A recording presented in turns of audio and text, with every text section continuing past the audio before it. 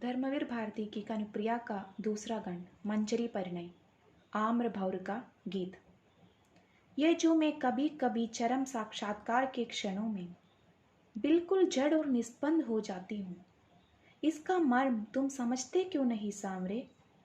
तुम्हारी जन्म जन्मांतर की रहस्यमयी लीला की एकांत संगिनी में इन क्षणों में अकस्मात तुमसे पृथक नहीं हो जाती मेरे प्राण। तुम यह क्यों नहीं समझ पाते कि लाज सिर्फ जिस्म की नहीं होती, मन की भी होती है। एक मधुर भय, एक अनजाना संशय, एक आग्रह भरा गोपन, एक निर्व्याख्या वेदना उदासी जो मुझे बार बार चरम सुख के क्षणों में भी अभिभूत कर लेती है। भय, संशय, गोपन, उदासी ये सभी ठीक चंचल सरचड़ी सहेलियों की तरह मुझे घेर लेती है, और मैं कितना चाहकर भी तुम्हारे पास ठीक उसी समय नहीं पहुंच पाती जब आम्र मंजरियों के नीचे अपनी बांसुरी में मेरा नाम भरकर तुम बुलाते हो। उस दिन तुम उस बौर लदे आम की झुकी डालियों से टिके कितनी देर मुझे वंशी से टेरते रहे। ढलते सूरज की उदास कामती किरणें तुम्हारे माथे के मोर पंखों से बेबस विदा मांगने लगी। मैं नहीं आई। गायें कुछ कुछ क्षण तुम्हें अपनी भोली आंखों से मुंह उठाए देखती रही, और फिर धीरे धीरे नंदगांव की पगडंडी पर बिना तुम्हारे अपने आप मुड़ गई। मैं नहीं आई।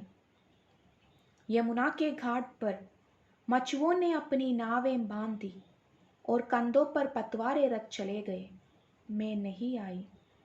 तुमने वंशी होठों से हटा ली थी, और उदास मौन तुम आम वृक्ष की जड़ों से टिककर बैठ गए थे, और बैठे रहे बैठे रहे बैठे रहे।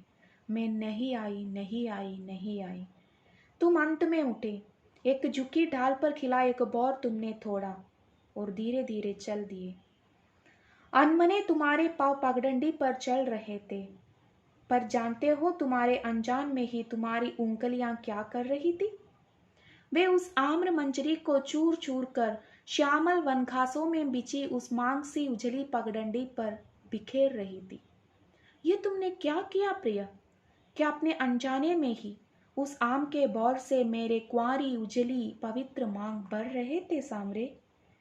पर मुझे देखो कि मैं उस समय भी तो माथा नीचा कर इस अलौकिक सुहाग से प्रदीप्त होकर माथे पर पल्ला डालकर झुककर तुम्हारी चरण धूलि लेकर तुम्हें प्रणाम करने नहीं आई, नहीं आई, नहीं आई। पर मेरे प्राण, तुम क्यों भूल जाते हो कि मैं वही भावली लड़की हूं ना, जो कदम के नीचे बैठकर जब तुम पोई की जंगली लतरों के पके फलों को तोड़कर मसल कर उनकी लाली से मेरे पावों को महावर रचने के लिए अपनी गोद में रखते हो, तो मैं लाज से धनुष की तरह दोहरी हो जाती हूँ और अपने पांव पूरे बल से समेट कर खींच लेती हूँ।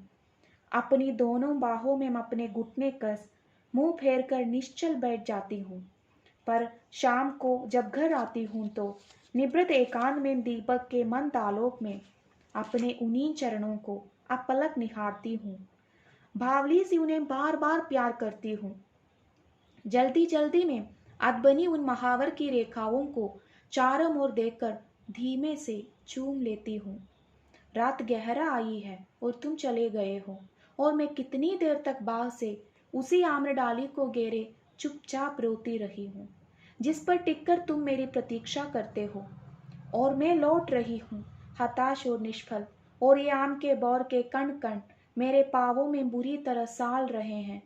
पर तुम्हें यह कौन बताएगा सांवरे की देर ही में सही, पर मैं तुम्हारी पुकारने पर आ तो गई।